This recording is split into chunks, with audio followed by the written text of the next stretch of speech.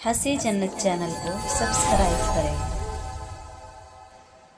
ज़कात किसको दे सकते हैं और किसको नहीं दे सकते, ये मसला आप अच्छी तरह समझ लें।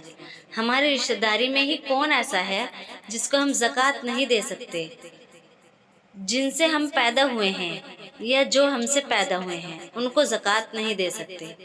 अब हम जिनसे पैदा हुए हैं वो हैं माँ बाप, दादा दादी, नाना नानी, परदादा ऊपर तक, उनको ज़कात नहीं दे सकते।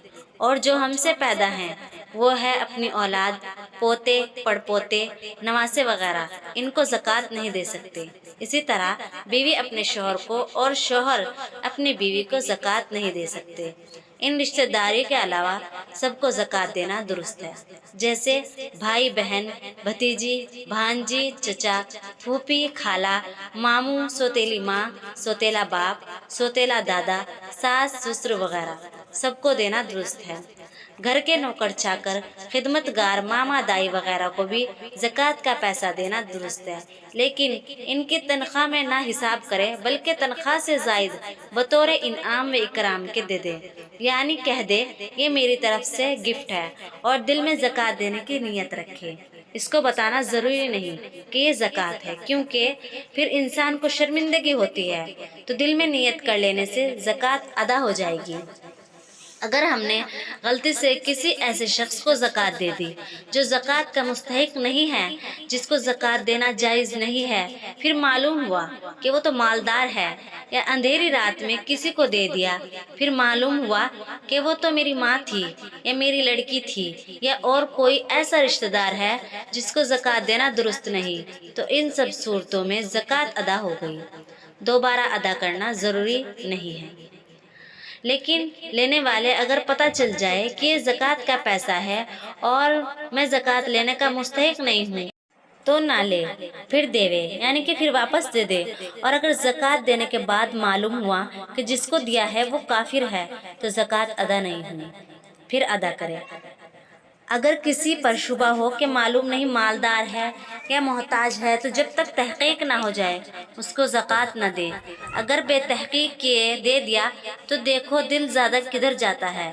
अगर दिल ये गवाही देता है कि वो फ़कीर है तो ज़कात अदा हो गई, और अगर दिल ये कहे कि वो तो मालदार है तो ज़कात अदा नहीं हुई, फिर से दे। लेकिन अगर देने के बाद मालूम हो जाए कि वो गरीब ही है तो फिर से न दे, ज़कात अदा हो गई। इसी तरह ज़कात देने में और ज़कात के सिवा और सदका खैरात में सबसे ज़्यादा अपने रिश्ते नाते के लोगों को ख्याल रखे कि पहले इन्हीं लोगों को दे, लेकिन इनसे ये ना बताओ कि ये सदका या ज़कात या खैरात है, ताकि वो बुरा ना माने।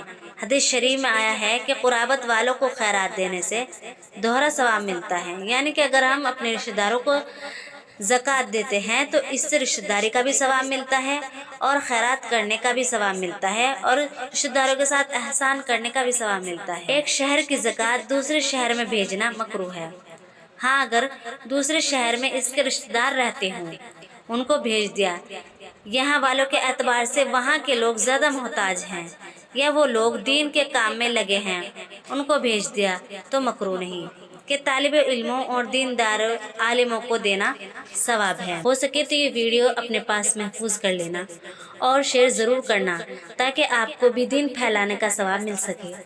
अगर वीडियो अच्छी लगी हो तो अब लाइक भी कर दीजिए, और ऐसे ही वीडियो सुनने के लिए चैनल को सब्सक्राइब कर देना, ताकि मैं जो भी वीडियो अपलोड करूं उसका नोटिफिकेशन आप तक पहुंच सके। मिलते हैं नेक्स्ट वीडियो में। अल्लाह हाफ़िज़।